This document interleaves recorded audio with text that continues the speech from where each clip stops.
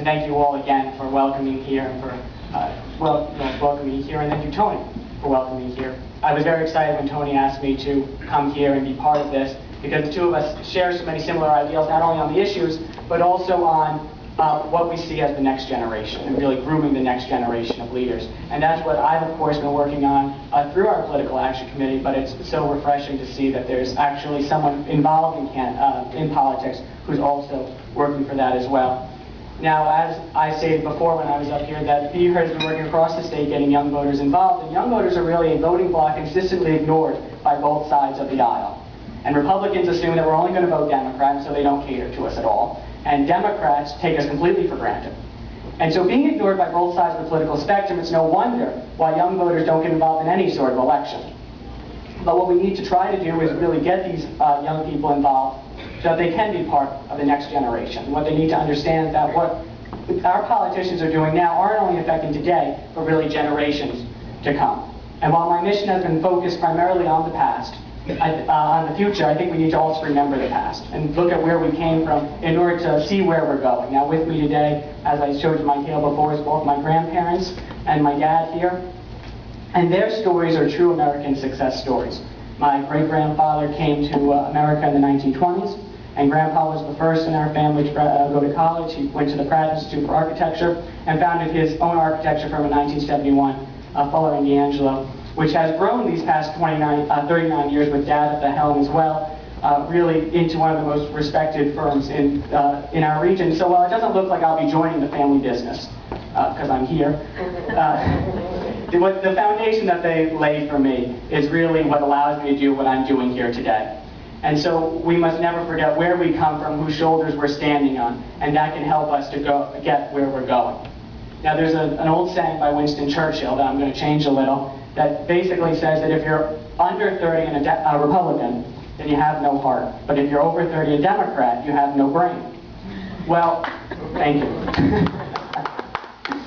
Well, I don't know if I have a heart or not, but I would reckon to say and venture to say that in these times, if you're any age and decide to vote Democrat, then you might want to have your brain checked, because the Democratic majorities in Congress today are creating an agenda unlike anything we've ever seen. And the problem, to put it simply, is that their agenda is too optimistic, too expensive, and just plain too wrong. And no one's understanding that because very few people want to tell them that. But we've started, and the Tea Party is on the rise because it's telling people the truth about government, and people are beginning to listen, and they're listening closely. And so when we go to these young voters, we need to talk to them and tell them that what government is doing is not working, that we need to get them on board, and everybody just assumes that young voters can't vote Republican. But I think that's because Republicans haven't made young voters a priority. And if Republicans begin to make young voters a priority, I believe that young voters will begin to make Republicans a priority, and that's how we get on board. And to go back to the Tea Party, Senator Olympia Snowe of Maine stated last year that Congress needs to recognize the consequences of its inaction. And I thought, no, wrong again, Senator Snowe. Actually, Congress needs to recognize the consequences of its constant action. And that's exactly the problem. Because as President Ronald Reagan stated so well, government is not the solution to our problems, government is the problem. And we need to start to take back our government by electing people like Tony to Congress. In 2008, when Barack Obama was running for president, he drew crowds and crowds of young people. And Barack Obama was one of the first politicians, and certainly in my lifetime, but also in modern times, to court young voters in that way, actively in that way. And so while there's a whole lot I disagree with President Obama on, his strategy for encouraging young voters and getting them to vote for him and getting them to the polls is something that we as Republicans need to steal. We need to make sure that we get that strategy down pat, because then young voters will come out for Republicans. Now, President Obama got these young voters by promising a whole bunch of stuff. And he forced us to start thinking about our futures. And he promised a new America, and a stronger America, and a healthier America. And we all want all those things for our futures. And it was the first time that young voters had to start thinking about our futures. But as we all know, when he was inaugurated, he didn't deliver a new America. He didn't provide a stronger America. And he certainly didn't give us a healthier America.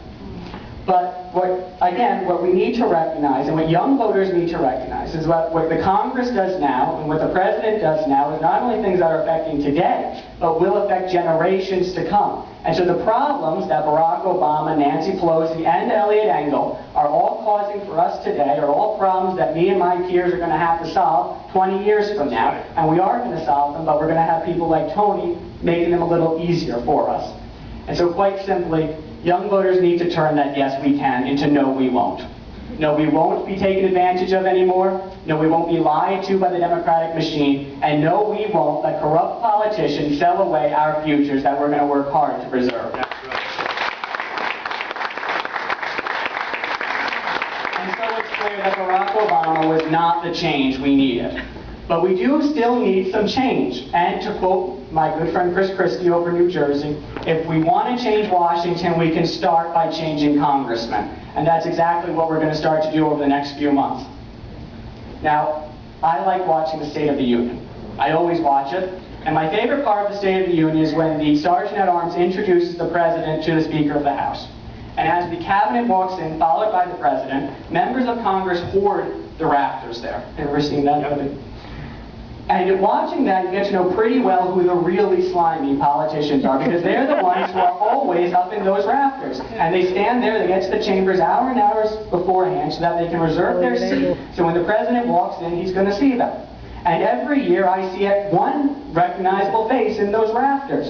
And he stands there with his paper and pen ready for his autograph, and he always gets his autograph. No, it's my guess that in his 22 years in Congress, Eliot Engel has never missed a State of the Union. And it's also my guess that he has at least 22 autographs adorning his office in Washington. And so from that simple story, the point is that you can see pretty well what kind of a guy Eliot Engel is and what kind of leader he is. He's just a very comfortable politician, and that's why he's in this, and that's why he stayed so long. Because let's face it, after the first 20 years, it just becomes a very nice, cushy job. And so it's time for us to give him his pink slip and send him back away from Washington.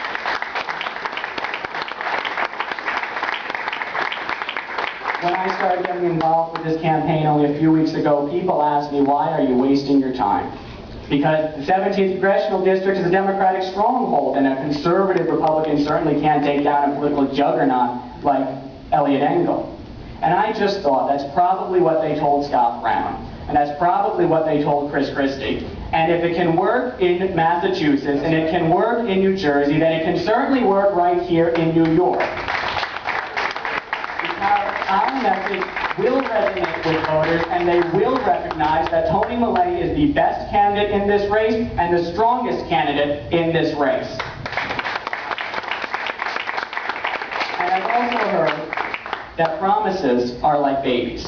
They're very easy to make, but incredibly difficult to deliver.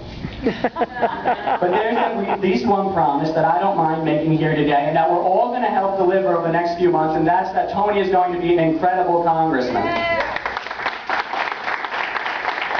And that's because Tony is not one to buckle to anyone. He already has a proven record of taking on the party establishment and of not being afraid of the fire. And all of us who know him know that he's just going to pour more gasoline on it anyway. And that's what we like to see. That's right. And to those of you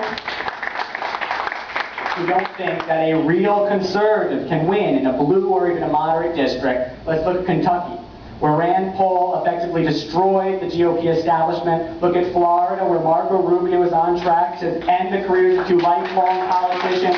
And look at Nevada, where Sharon Engel is still poised, yes, she's still ahead of the polls to defeat the most powerful man in the U.S. Senate. We don't need cowards now, we don't need puppets now, we need fighters, and Tony Mele is our fighter.